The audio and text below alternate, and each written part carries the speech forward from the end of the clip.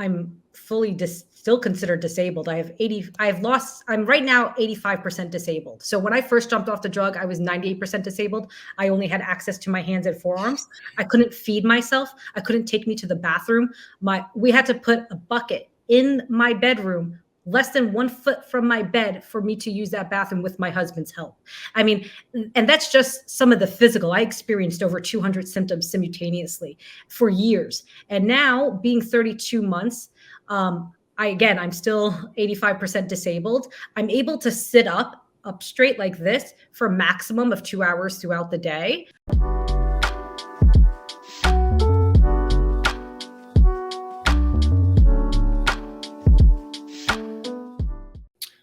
Hey, what is going on, guys? This is Mark Millick here with the Moral Medicine YouTube channel. So today we are going to be speaking to Melissa.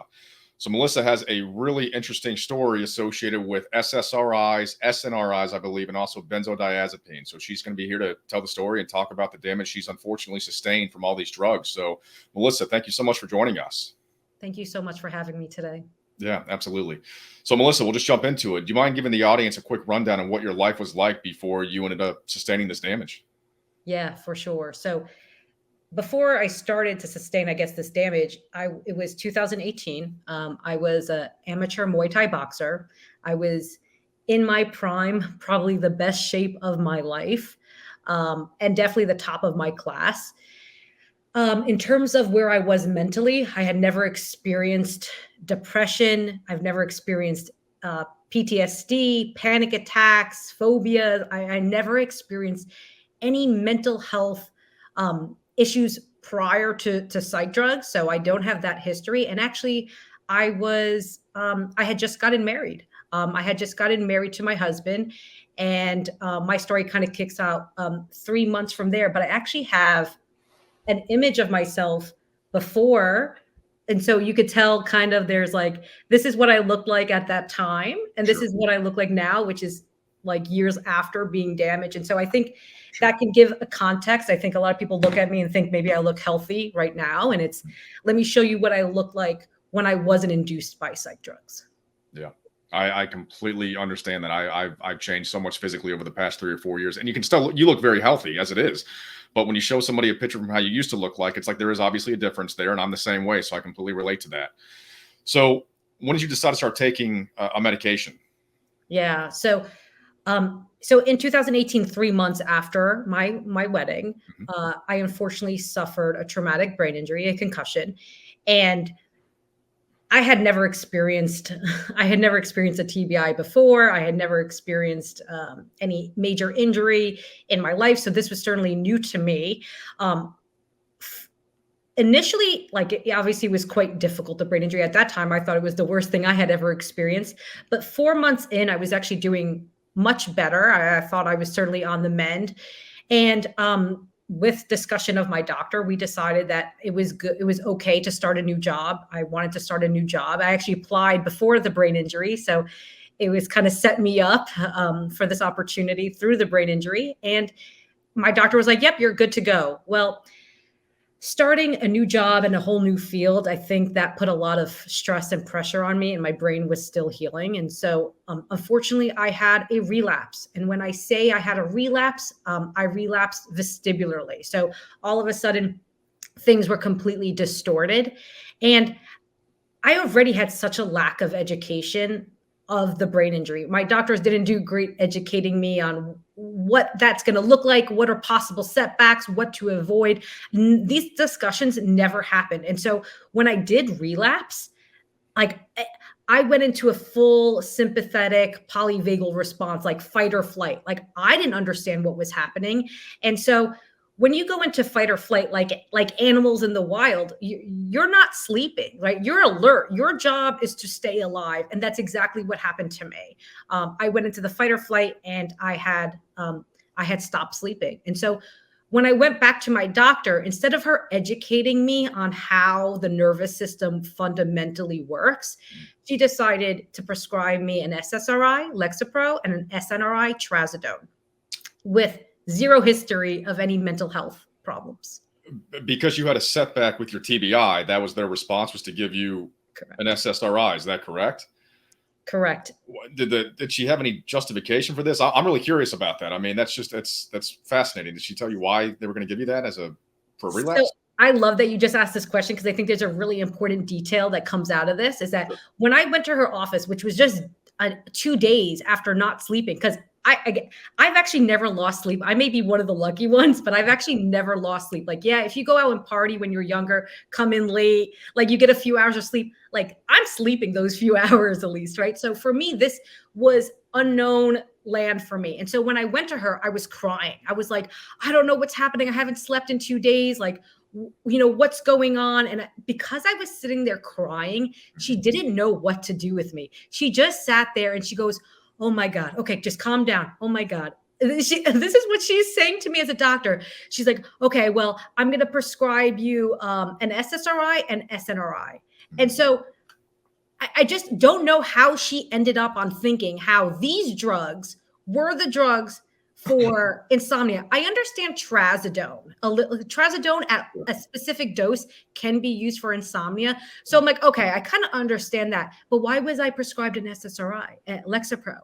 And It's I'll almost tell you, like yeah, go ahead. I'm sorry. I was going to say, and I'll tell you, no, I'll tell you why. Because I was crying in her office and Yep. she wanted to induce me. She wanted me to calm down throughout the day. That is what happened that day. That was going to be my assumption. You go in there crying, you're emotional, and their first thought is, wow, we should give you an SSRI because you're obviously maybe potentially mentally unstable, whatever it might be. I mean, that's a ridiculous conclusion to come to just because you're going in there because you've had a relapse with your TBI. So we could talk about that for hours, Melissa, about how ridiculous that is, obviously. So let me jump in. And I just wanted to add, just so I can get to the benzo part, because the Sure. benzo comes in. So if I could just say, I was prescribed the SSRI, SNRI, which kind of led me down many symptoms. And I don't know, we'll discuss that shortly, but I went into serotonin poisoning, which ultimately led me to coming off the drug. It from beginning to end, it took me a full year. And after I got off the drug, I was left protracted, which ultimately led me to the benzo. So I just want to highlight how I got to the benzos, but we'll talk more about Yeah, absolutely. Let's actually go into more information about that. So when you took the SSRI, you were prescribed the SSRI and the SNRI. So what was the experience with those two? Yeah. So within weeks, like I'm talking about like 2 to 3 weeks, I started having symptoms. And what I want to highlight is the fact that I'm not sleeping because, when you don't sleep and you're not educated about the nervous system, now you think you're broken. Like, I'm like, oh my God, did something break? Like, this is where I was. I just came out of a brain injury, which I was sleeping 14-hour days after that. But I had thought, oh my God, did something break in this is what I was thinking. So when at this point, I'm still not technically sleeping. I actually think it became a vicious cycle of fear that, oh my God, now I'm not sleeping because of these drugs. So the time 2-3 weeks passed by, you're delusioned. Like, by not sleeping, you're kind of not there, right? You're paranoid, you're delusioned. And so all of a sudden I started experiencing severe anxiety. And when I say severe anxiety, like I'm talking about Eminem rapping in your mind 120 miles an hour. Like, nothing about that is human. I want to clarify that. And so here that started happening. Then I started developing psychosis. I started developing OCD. I started developing akathisia, but I didn't know what akathisia was. I remember just like putting on my headphones to kind of block out Eminem. And I lived in a long complex in New York City, and in the center was like a sidewalk that we could walk. I would just pace back and forth for hours, listening to music, trying to block out like these intrusive thoughts. And so all of these symptoms are happening. I also started to develop POTS, so like heart deregulation when I stand up and sit, and ultimately I started having heart failure. This goes right into the serotonin poisoning. This was all from SSRIs and the SNRI? Correct. And first off, and this is what I really want to highlight that you just mentioned, that is, first off, I have zero history with any of these psych drugs. What is your thought thinking to put you on 2 serotonin inhibiting drugs at the same time? You want to know why I developed serotonin poisoning syndrome? I'll tell you why. And there are many people that go on one of these drugs and develop serotonin syndrome as well. So But I can tell you why I developed it. That was, again, it was all medical malpractice from the beginning. Absolutely. So at what point did you start, I guess, developing the serotonin syndrome? Is that right? Yeah. So that was, again, so I started showing symptoms within like 2 to 3 weeks. I'm Right. full 6 blown months. serotonin syndrome by week 6. Uh-huh. Um, and I did. And so one thing I would like to highlight, that Sure. doctor that prescribed me these 2 psych drugs, that same day when I was leaving the office, she told me to go find another doctor. She told me to go, yeah, this gets really bad. Yeah. Like, she told me to go find a TBI specialist. And while she didn't say why, she obviously alluded to not being able to manage my case because I had a relapse, which is super common with brain injuries. Yeah, yeah. So let me prescribe you some powerful psych drugs, but also go see a different doctor. Correct. Unbelievable. So did you go back to the doctor at some point then when you were dealing with all this? I mean, what was your response to all that? So once I did find, immediately after that, like it took me 2 weeks to go find another doctor. And actually I found a doctor from one of the most prestigious, well-known rehabilitations for TBIs in New York City. So like, I'm thinking I'm in the best hands possible. And so he saw me 2 weeks after I started the drugs. So he saw me before these drugs were really starting to turn on me. Okay. And so he has a reference point to who I was. I was super sedated. I mean, I was like emotionally blunted. I just sat there in silence. I remember that quite specifically. But by like week 6, when the serotonin poisoning fully hit full force, one day, and that was the next appointment, or at least that was the third appointment. That was the second appointment. I remember waking up that morning and I kid you not, like I felt like I was being poisoned to death. I could hear bugs crawling on the floor. I could hear my mother trying to open the cabinet, and my mother is the most gentle human I've ever met. Yeah. And it felt like it was like stomping in my head. And so I end up taking a shower that morning before the doctor's appointment, and I end up fainting in the shower. And so that was the beginning of me fainting. My mother, 5'0", Cypriot woman, carrying me out of the shower to the bed. And when I got to the doctor to share with him this was all happening to me, first he asked me, well, have you ever fainted before? And I'm like, well, a decade ago when I was taking out a nose piercing out of my nose. And his legit response to me was, oh, pre-existing condition. And he actually documented it down on. Wow. Dumbfounded was an understatement. Like when you're so shocked that you're right now being gaslit and manipulated. Like I was just shocked that I'm telling you, I have a cluster of other symptoms. And yet you're trying to tell me that this is a pre-existing condition because I fainted a decade ago when I put my nose piercing in. That's like, I mean, that's like a doctor asking if you're a smoker. It's like, I smoked one cigarette 20 years ago. Oh, you're an active smoker. It's like, no, I'm not. That's ridiculous. Correct. So from there, what happened? I mean, obviously you were dumbfounded, but what happened from there? So, I mean, the rest of the appointment was like a bust. Like he was not listening to me. We were talking about the TBI. He kept turning everything. That's the TBI, Melissa. I'm like, I didn't have these symptoms for the first 4 months, which are the worst phase. Like the beginning of the TBI is going to be the worst. And so he denied it. And ironically enough, normally the nurse is supposed to take your vitals in the beginning of that appointment. But in this instance, she actually was going to take it at the end. So after the session, I went into the hallway. They have like a little sitting area. She's like, Melissa, sit here and I'm going to take your vitals. Yeah, well, guess what? When they took my vitals, they saw my heart rate was 39.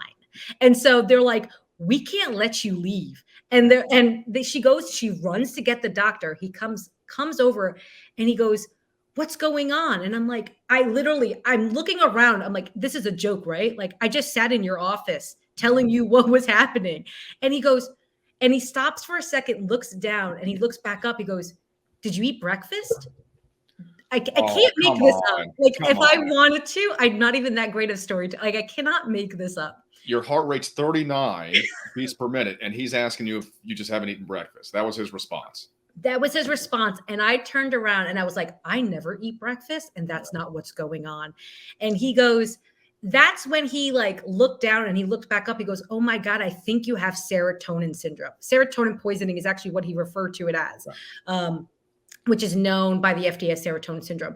And instead of, I had, educate me. What does that mean exactly? Like, educate me. What does that entail? What symptoms are, what cluster of symptoms I'm experiencing? Are you assuming that's it? Like, educate me at all.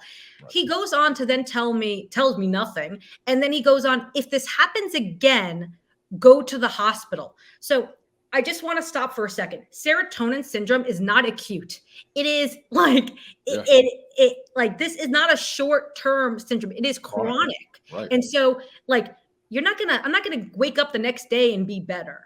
And so long story short, I ended up going to the hospital many times because that was his next advice. Again, like I said, it was to go to the hospital instead of him taking the responsibility to taper me, which is what he was supposed to do because I'm being poisoned by these drugs. Right. Instead, I ended up in the hospital, which went on to tell me these drugs don't cause these symptoms.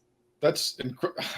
You go to a doctor because you have this chronic issue. You don't go to a hospital for a chronic issue, obviously. You go there for an emergency. That's incredible, Melissa. So I got to ask then, so at what point did you start taking the benzodiazepine then? Yeah, so great story. So I stayed on these SSRI, SNRI for 6 months in total, actually, because I started doing CBTI because these drugs are actually not even helping me sleep. So I'm on these drugs for fundamentally no reason at this point, but I was told to stay on them during the CBTI protocol. Regardless, I did that for 6 months. And then I chose to taper myself at the end of for the remaining 6 months with no assistance. My doctor was like, you can jump 25% every week. And that was so far from the truth. I decided to do every 3 weeks, I think around 10%. And ultimately I got myself off of these 2 drugs in 6 months. And I was left protracted. I didn't know that was protraction. I didn't know my remaining symptoms, which was psychosis, severe depression, severe anxiety. I still had OCD. I still had the like akathisia to a certain extent.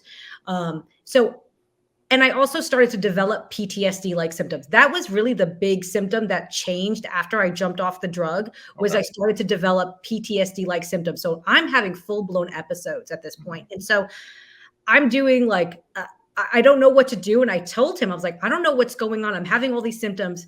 And he was like, I think you have PTSD, Melissa. So I would recommend doing CBT. So CPT is the actual CPT under CBT umbrella. Sorry for all these acronyms, but no worries. At least he recommended that, but he misdiagnosed me. So like it was a 1-2 punch to say the least.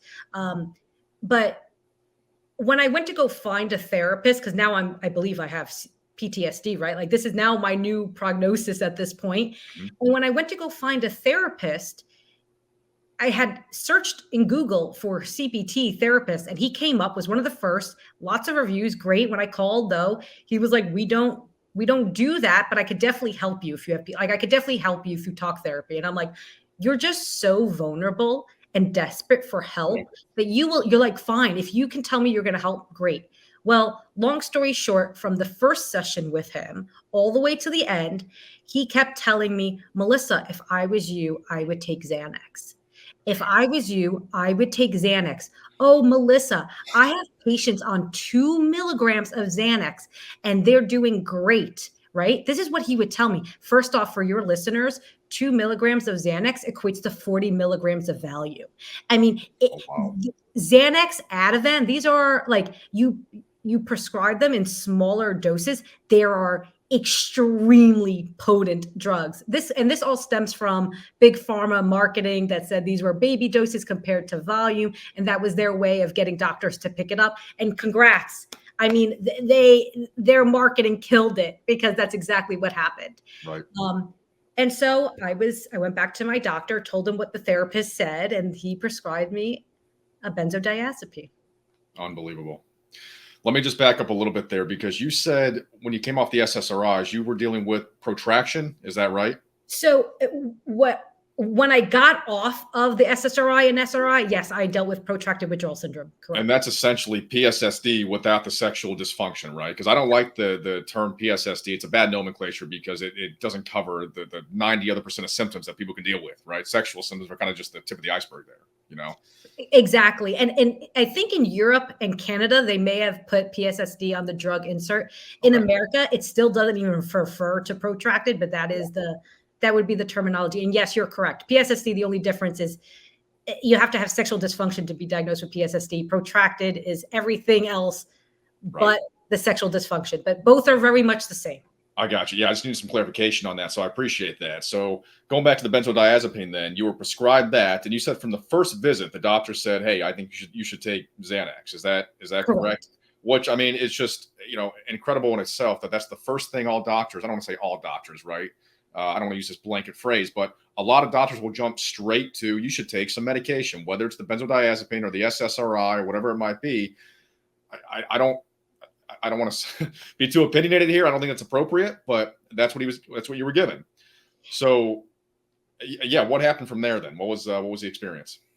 Yeah. So, and absolutely, like it's so reckless. And first off, to be a therapist and be suggesting psychiatric drugs and pinpointing specific drugs, that alone is medical malpractice. I want to be very clear. Like Sure. that therapist, just because you have a doctor title, does not make you qualified to be suggesting specific psychiatric drugs. You are not qualified to say that. And I want to make that very clear. But my other doctor, the doctor that was going to prescribe, followed suit. So it's like, we're going around in circles here. But Sure, absolutely. I didn't originally, actually, when I got the prescription, I actually did not take it. I was like, I don't know if I trust this. I don't know.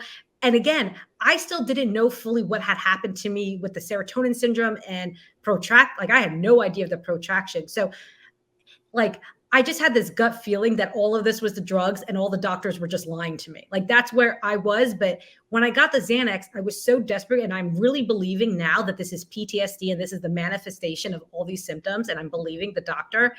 But I didn't take the Xanax for 9 months. Actually, I held off. And protraction withdrawal syndrome can last years. Like Right. this can last a long time. And so at one point, 9 months later, from all of the stress of protraction and the PTSD episodes, I mean, I'm on the floor screaming. It is a whole different animal. And so one day I woke up and I had vestibular neuritis. And I think that was the breaking point of like, I knew that this vestibular neuritis that I woke up was connected to whatever was happening. I mean, I was a very healthy human being before all of this journey. And so at that point, I called my doctor. I said, I haven't taken it. What I'm going through. And he goes, Melissa, take the benzo. Like you have PTSD and it's also going to help with the dizziness, right? Help with the dizziness is like the number one symptom that comes with benzos. Excuse my French. Right. No, you're good. And so I started taking the benzo. And I actually was on the benzo for 2 months. And I actually have to say, like, you really do think it's a miracle drug. You take it and you just don't like all like the PTSD like symptoms, like those things, the anxiety just kind of just tame down. And I'm thinking, oh, wow, maybe this is like a miracle drug. Well, I was on the drug for 2 months and I'm now seeing, because I had moved in between all of this to Florida, I have I found another doctor to help with the vestibular neuritis, and I had told her my doctor in New York is prescribing me this benzo, and she goes, "Oh no, I will prescribe it since you're now in Florida. I will take on your prescription, and you don't have to worry about the New York doctor." And I'm like, "Great, fine, whatever. For just prescribe whatever I'm on." And so 2 months in, I'm messaging her through text because she's like a mobile doctor, and we're just texting, and she goes, "I'm not going to prescribe you benzos anymore. Get off." I wish I deleted that text message. I would have had a litigation like so in the bag right there, because she's forcing cessation, and it's clearly defined on the drug insert now to do a slow taper. But she says to me, "No, I'm not going to prescribe you anymore. Come off the drug." And I'm like, "Wait a minute. You mean like, okay, you're not going to prescribe me, but I don't think I could just come off this drug. I don't like what you know." Well, she goes, "Well, you have enough anyway to taper if you wanted to." I had 2 weeks worth. Yeah. And so I'm like, okay, would she say something like this if I couldn't? I didn't know how benzos, like I didn't know the Right. difference between benzos and SSRI and SNRIs. Like I didn't really know any of this. You And wouldn't know how to taper off that drug. She's just telling you to quit it. You got 2 weeks left, so I guess use what you have to taper off. How would you know what dosage to take, how to do that properly? That's insane. and you're No right. doctors. There are multiple methods, like you said, and they're different methods. Like we Right, use liquid triation commonly in benzos because it's so potent. And right. so none of this was discussed. She didn't tell me what to expect. She didn't tell me zippo nunya. And I was like, okay, I'll try to come off. Well, those 2 weeks I lived on the bathroom floor, throwing up. All my symptoms had heightened. And I mean, it was like war. I thought I was actually going to die those 2 weeks. Well, after I had gotten off and like some of those symptoms had tapered off, all of a sudden I just started developing new symptoms like itching. And I felt like I would wake up in the morning and feel like I was just dying. And I didn't know what was happening. And I kid you not, now I speak back to the New York doctor to tell him what happened. And he goes, Melissa, it's your PTSD exacerbating. Maybe you should go back onto the benzo. And I need to highlight something here because that right there, when you come off of a benzo, especially when you do a rapid taper like that or a quick cessation, and then go back onto a benzo, that is called kindling. Kindling is a known phenomenon associated with benzos, barbiturates, and ethanol, that every time you either lower the dose or come off and go back up or on, will increase your chances of having more severe symptoms and potentially getting protracted withdrawal syndrome, also known as bind. So we need to avoid kindling. No doctors understand this. Like, and this is a known documented phenomenon. Unbelievable. And they didn't even acknowledge that, though. I mean, they're just basically telling you to get back on this. I'm being told I have PTSD and I need to go back on it. And I did. I went back on it. And let's just say, I mean, did you want me to continue talking about what that looked like next? No, absolutely. Yeah, please. So, yeah, I went back on and I started developing a paradoxical reaction, which is essentially the opposite effects when taking the benzo. So I'm taking the benzo and instead of it like lowering anxiety and stuff, I'm having increased or I'm still having the same symptoms. And when benzo, specifically short acting benzos like Xanax or Ativan, they have a very short life to it. So you'll like be 4 hours and then it'll taper down. And so a lot of people will end up developing something called interdose intolerance. So you'll take the benzo and then you'll come down and you'll start experiencing increased symptoms, rebound anxiety, all of these symptoms will start rebounding at a higher level for many of us. And so then someone is then forced to go take another benzo because the body strives for homeostasis. Like it's not cravings. It's you feel that you need it to find homeostasis. And so I started developing all interdose intolerance, paradoxical reaction. And I went back to that doctor to tell him, I mean, I'm like fighting for my life. Like things are getting like, this is where like things I'm now I'm starting to think about suicidal. I'm having suicidal ideation. Like this is where things are starting to get really bad. And his recommendation, after I received an email from Mount Sinai and I brought it up to him. I was like, hey, Mount Sinai is offering like some of these things. And one of those things were ketamine, IV treatment for PTSD. And he goes, I would do ketamine if I was you. And so I kid you not, this gets so bad. And so I decided with the doctor that I'm like, maybe he's right. Maybe ketamine. When you're so desperate, when you have these symptoms, at one point, you're so desperate to do anything that you just believe them. You will do literally anything. There are people who will listen to online social media influencers, who aren't doctors or specialists or anything. I mean, hey, try this, take that. When you are at that point of just being completely at ground zero, you will do anything to try to claw your way out of it, even if it's a relatively dangerous or volatile treatment, So I don't blame you. Did you end up trying the ketamine then? So yes, I did. And I just want to highlight really quickly for like any of your followers that are going through their benzo journey. So benzos work on the GABA receptor. So they act as an agonist, an agonist, and they keep the receptor channel open, which allows more chloride to come through. Okay. This is the function of benzos. Okay. So it binds to the GABA and it keeps it open. Well, when you keep that receptor open for so long, and I'm talking about days, at some point, what happens is the neurotransmitter of GABA starts to downregulate because it's like, oh my God, we need to find homeostasis. Well, as an effect, glutamate receptors start to upregulate. And so your body starts to go completely out of whack. And now I know that ketamine works on the glutamate receptors. So that was like, now I'm taking a drug that's literally working against the exact thing my body is trying to compensate for. And at the same time, both benzos and ketamine are metabolized by the same liver enzyme, so cytochrome P450, meaning that there is high chances of getting oversedated.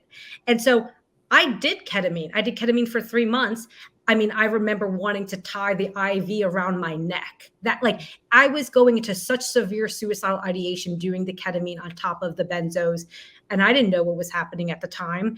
And if there was a window in that room, who knows? Like, my husband sat in that room with me, and like it was holding me down to get through that process. And yeah, a couple months in, one day I was led to oversedation. And oversedation feels like you swallowed 4 or 5 bottles of NyQuil and you can't sleep. Like you're being poisoned by this NyQuil. That's what it felt like. And I was forced to jump off of the benzo by 50% over 2 days. Oh my goodness. And that was when a whole different journey began for me. So let me ask you this, Melissa. When you came off the benzo, I guess my question is kind of where are you at this point? When did you finally come off all the medications and obviously the benzodiazepines? Yeah, what point did you finally come off on all those? Yeah, so after I jumped 50% off, I tapered. That's when we found the Ashton manual. We started educating ourselves. We started to follow, the Ashton manual suggestions of how to safely taper. Yeah. I took 7 months to taper, fought for my life, akathisia. I mean, all I could think about was how to end this. But it took me 7 months. And then from there, I had jumped off at a very, very small, I think 0.04 milligrams of Xanax. We had to use a laboratory scale to actually measure that to that level. And now I am now 30. I'm going on to my 32 month of zero psych drugs, and I am severely damaged. You had no doctors help you get off these things. I mean, this was all your own due diligence to come off this medication, or these medications, right? I mean, there was no really oversight from that. So the only oversight I had was the doctor in New York that was willing to continue prescribing to get me off. And I would give him that at least he did that for me. And at least he claims he read the Ashton manual, but yet has never once did the words come out of his mouth that you're protracted. This is benzo related. These are the symptoms. Melissa, you're going to be okay one day. Never once did those words. All he did was prescribe the drug. And my husband became my cheerleader at that point to keep me alive. Yeah. Yeah, you need to have that support system when you're going through something like that. And nobody who hasn't gone through this will ever understand what it's like, how bad this really is, whether it's PSSD or obviously benzo withdrawals or post-SSRI syndrome. I mean, you have to experience this to really understand what it's like to be at the lowest point you can even imagine. I mean, it's incredible. So at this point, you're 32 months off. Where are you currently at symptom-wise? Do you still, what's your life like, if you don't mind me asking? Yeah, so for sure. So, I'm still considered disabled. I'm right now 85% disabled. So when I first jumped off the drug, I was 98% disabled. I only had access to my hands and forearms. I couldn't feed myself. I couldn't take me to the bathroom. We had to put a bucket in my bedroom, less than 1 foot from my bed, for me to use that bathroom with my husband's help. I mean, and that's just some of the physical. I experienced over 200 symptoms simultaneously for years. And now, being 32 months, I'm still 85% disabled. I'm able to sit up straight like this for a maximum of 2 hours throughout the day. Outside of that, I am still fully bedridden. So I do unfortunately have to work through this process. And so I work from bed or the couch. And if I have to sit up to take a call like this, I'll do this. For me right now, sitting in this position feels like I'm sitting upside down. First off, the room is spinning. My equilibrium is completely off, and a lot of it has to do with the cerebellum, which has a lot of GABA receptors in the back of the lower brain, and like I could feel a lot of it just stemming from there. There's just so much damage, but benzos like can very much leave you with a functional and spinal cord injury. Like it's a functional brain and spinal cord injury. So I do have a spinal cord injury. I do have akathisia still. I still have anhedonia, neuropathy. So I don't know if you noticed, but my hair is in braids, and my hair is actually in braids because I have such severe neuropathy. I have to distribute the weight of my hair. Otherwise, I couldn't do it. I have electrocution still. When I first jumped off the drug, when I say electrocutions, I mean, I couldn't open my mouth more than 1 inch. I couldn't turn my head left or right more than 1 inch without being severely electrocuted through my central nervous system, which would then, like, I wouldn't be able to even open my eyes after because of the impact of those electrocutions. Now, I still have electrocutions, but nowhere near. The first 2 years of basically for 2 years, I had no symptom change until I actually went carnivore. And that's when things started to change for me after I went carnivore. But I still have a lot of symptoms. I still have DPDR. So I don't feel like I'm in my body. I feel dissociated from my body. I have severe brain fog, which I have right now, and cognitive impairment. I know it may not appear like that, but I do a really good job of having to get through things the way you do. And I probably would say I have around 60 solid symptoms still, probably more. Sensitivity to heat, sensitivity to the cold. I can't go outside. I live in Florida. I mean, the heat would just put me into a setback. Obviously, I cannot drive a car, go into a supermarket. I wouldn't even know what those look like. It's been years since I've done any of that. I am certainly still in it. Is it as bad as the first 2 years? No. But I am still severely damaged. Melissa, I'm so sorry you're going through this. I commend your courage and your strength to push through it the way you are, obviously. And I hope you continue to see progress in the right direction, and you'll continue to heal over the next couple of years. I can relate to really so much of what you're saying, and people who are watching this video can relate to it as well, obviously. I mean, this is just, it's a hell you wouldn't wish upon your worst enemy. I mean, I really do mean that when I say that. So, one of the final questions here is, do you feel like you had the proper information and warning about these drugs? And I think I already know the answer to it. You pretty much already answered this several times, but I'll go ahead and let you answer it again. Do you feel like you had the proper warning about what these drugs could potentially do to you? No, I've never received informed consent. I never received information about the possible side effects. I never received notice that benzos cause dependence, which is due to neuroadaptation, and in fact, not addiction. Cravings are probably the most rarest symptoms on benzos, which is highly misunderstood. I never received any information, nada, zip, nanya, dipota, whatever language people understand, nothing. Right. We don't typically cover benzodiazepine damages on this channel, but it started with an SSRI and an SNRI, which eventually led you to the benzodiazepines. And I've seen that sort of progression for people who take drugs because, even people who take finasteride, there's unfortunately a story of a young man who took finasteride. He developed severe anxiety and along with about 25 other symptoms, but he was taking benzodiazepines, grew an addiction to them, and couldn't get off them. So it was the finasteride that led to the benzodiazepines, which, unfortunately, this young man ended up taking his life eventually. And that's so prevalent in our communities, obviously. But it starts with something as simple as, again, an SSRI, an SNRI, finasteride, whatever it might be. And it leads us to go down these paths that just end up destroying us even further. So it's so interesting. It's like we're talking, with the drug that you were on, the finasteride, like, you hear it's like, oh, for hair growth, it affects hormones. It's like, no, it affects your brain receptors. And it's like, you're going to experience very similar symptoms to what we'll experience. And it's like, there are a lot of drugs that work on the hormone receptors or the neurotransmitters. I don't think I mentioned this actually earlier, but my older sister, she was taking tamoxifen, I think it's called, which is for preventative cancer. It's a preventative cancer drug. She did one of those like, those tests that tell you your life. Sure, yeah. And she's actually my half sister, and her mom had cancer. And when she did the test, it told her that she had a high chance of it, and they put her on this drug. Well, long story short, that drug caused a blood clot and caused a brain aneurysm, and she died. So Oh my she goodness. died from that drug, which the ER doctor stated to us. And she was just trying to be proactive about what could potentially happen down the road. I mean, That, but that's insane.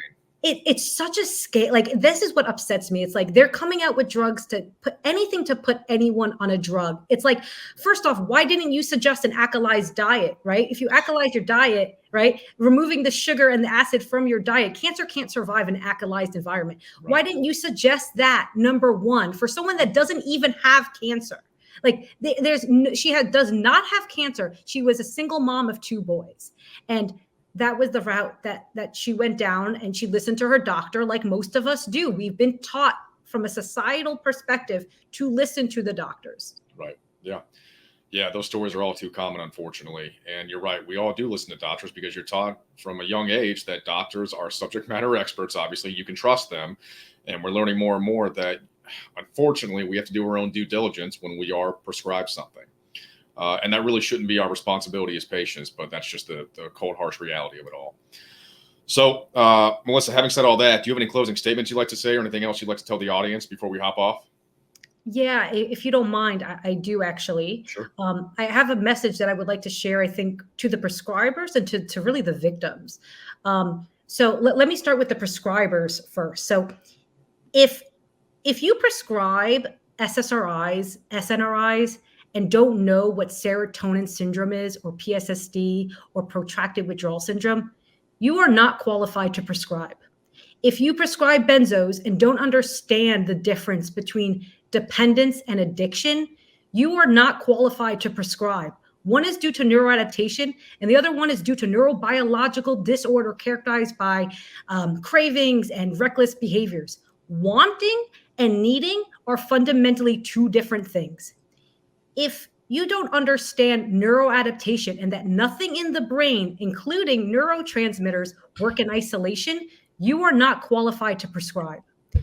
If you do not know what benzo interdose intolerance is, what tolerance withdrawal is, what kindling is, what a paradoxical reaction is, you don't know how to distinguish the difference between withdrawal versus a relapse, or what protracted withdrawal syndrome is, you are simply not qualified to prescribe benzos to anyone. However, since you have poisoned 1/3 of Americans without informed consent, you are now obliged legally and ethically to educate yourself so you can go on and educate your patients. And I must highlight this to you prescribers. You must stop forcing cessation or a rapid taper. You are killing the American people or leaving us brain damaged for years to come because of your incompetence. It should be 100% up to the patient if and when they choose to come off, because even a slow patient-led taper, which unfortunately you know nothing about, can leave someone fighting for their life for years to come. And now what I want to say to the victims that are going through this, I am so sorry your doctor has done this to you. You have full right to be angry and want to pursue justice. I want to be very clear that yes by coercion is not a yes by informed consent, okay? If a doctor has not provided you informed consent or has forced cessation or a rapid taper and you're left with benzo injury, you have the right to pursue a medical malpractice lawsuit. We do have EGG scans, FDA black box warnings, the drug insert, and there are expert psychiatrists that are willing to speak out as witnesses. So I would just say, keep in mind about the statutory limitation in your state. So for example, in New York, it is 2 years, 2.5 years. And in Florida, it is 2 years.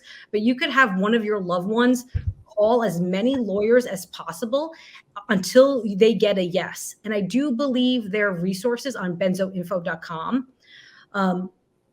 Guys, this is a major lesson for us. And ultimately, it's about taking back reverence, and we need to stop handing it to the man in a white coat who is no more than the uneducated drugs that they prescribe. I am telling you now, no doctor will heal us. The only person that will heal you is you. And the last thing that I would like to say to you is that please know that we do heal. We truly do. I may not know when or how, but we do heal. And I'm going to tell you something that a leading expert in the space had told me. And she had told me, your only job is to make it through the day. That is your only job. Do whatever you have to do to make it to the next day. And I know how hard that is for many of us, but that is exactly what we need to do. And and she's right, because one day you will heal, and that will be the greatest feat of your life. And it is very much you to the doctor and to the system.